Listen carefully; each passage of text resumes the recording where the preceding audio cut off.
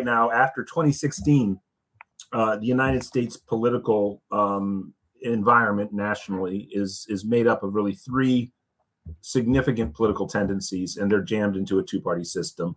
You have the Trumpian reactionaries on the right. You have what I consider basically a conservative sort of status quo tendency that runs from like the Mitt Romney wing of the Republican Party through the Clinton wing of the Democratic Party. So they take what is now a more popular term now than it was 10 years ago, but we call it neoliberalism, or sort of free market economic driven politics, sort of post-Reagan politics as adopted by Clinton also inside the Democratic Party.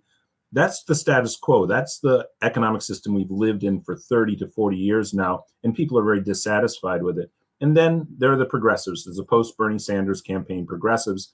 And of the three tendencies, only one of them wants to recreate an American economy that is basically the template that most Americans want to see.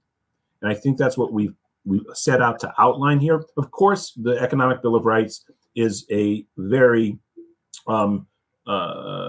ambitious anti-poverty template. It's also equally an ambitious pro-middle class template. And this is about creating a society where you have, again, social mobility, where you have opportunity spread throughout the society, where you have comfort, where you have vacation time, where you have well-funded public education, and where you actually have a sane public health system. So this is a much more prosperous life for the average American. And even if you are among the wealthy or among the successful courtier class in society, I think you should give this special consideration, because this will be a much more agreeable America to live in for everybody. And that's what we're setting out to not only create a template for, but to announce at this moment, it is this political tendency, the progressives, post-Bernie Sanders, progressive Democrats who represent this, support us in these midterms. We don't have a presidential standard bearer in the midterm election, but we do have great candidates running all across the country, some of them even in Florida. And Jen, you would have been one. Jen, you didn't throw your hat in the ring this time, did you? This was strategically, it's not a good year. We still don't even have our district lines. They're holding off to the latest possible minute. And this would have just been a train wreck. You got to be smart about it. I wanted to go back to something you said. Were you suggesting that overall as a society, we're better off with happy and healthy and educated people? It's a crazy idea. I'm just wanting to make sure. Come on, haven't you read Rick Scott's 11-point plan? I mean, the fact that people don't get this has always been very weird to me. Like, I don't understand how anybody is better off with other people being unhealthy, less educated, and unhoused. Like, I don't see how that benefits anybody. I think that there's what am I missing? I think that there's always a tendency when society especially is in not good shape, and right now it's in really bad shape. Yeah. It kind of exacerbates some of the worst kinds of human tendencies, which is always, envy, greed, and pride. You see it all too often where it's like, yeah, I know things are bad, but I could be like that person over there. So I'm glad I'm where I am right now. And that's the politics of a Rick Scott, who I think is one of the most dangerous people. Oh, he'll get you kicking down. He'll get you kicking down. And so when we think about that type of, and that's why we really harp on the idea that, libertarians really have to make up their mind regarding, what they see their political futures being, because we do share a lot of commonalities, but it's so obvious that corporate politics is going to be the death of us if we don't get away from it. And the 21st Century Bill of Rights is a pathway to getting away from that. And right now, especially with what's going on in Ukraine, it crystallizes so much more how so much of the crumbled infrastructure, no pun intended, of the United States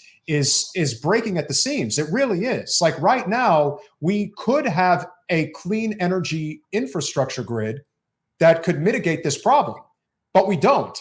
And the only reason we don't is because big oil captured our government on both sides. By the way, for what it's worth, I am a maximum liberty person too, and I think the left has to really reclaim that. And of course, constructive dialogue with anybody who wants to have constructive dialogue, but certainly I would consider this a template for greater liberty in the society as well.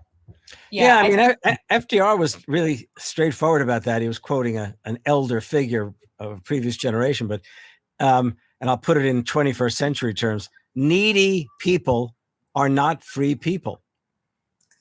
Okay. Yeah. I mean, and if you imagine, and I've been talking a lot about the problems with the State of the Union message last week, and Alan always reminds me that besides the things he laid out, which were utterly inadequate, he never even mentioned, what do we do about the student debt? How can young people feel any sense of freedom when they are constrained by massive student debt?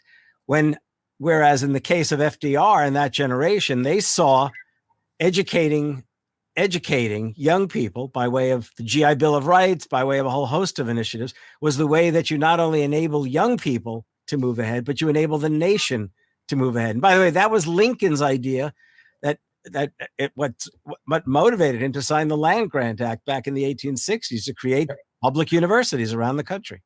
Yeah, to me I'm sorry, go ahead. No, please go ahead. No, I was going to say, to me, that's how I know that we're not truly democratic here, because in a truly democratic place, the more educated, the better. We would want everybody to be as educated as they would want to be. And it wouldn't be a commodity. Like, it's not something that would be a profit-driven commodity. And it's that way because the truth is, we don't want people to be smart. And it's we also, want people to be stupid. It's much easier to hoard wealth when people are not as informed. Yeah.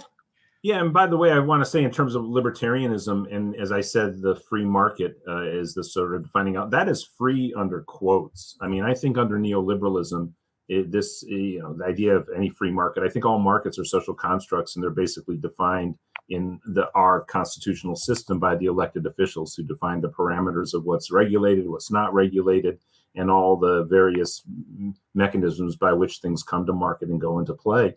And I think while people would look at what we're proposing is necessarily an expansion of the social welfare state, really only until it's needed. And other than that, we are still talking about what would be called would be social democratic, but a capitalist society in which I think there'd be incredible amounts of entrepreneurial opportunity, because you have more people with greater life prospects and the opportunity to start businesses and get involved in that kind of enterprise.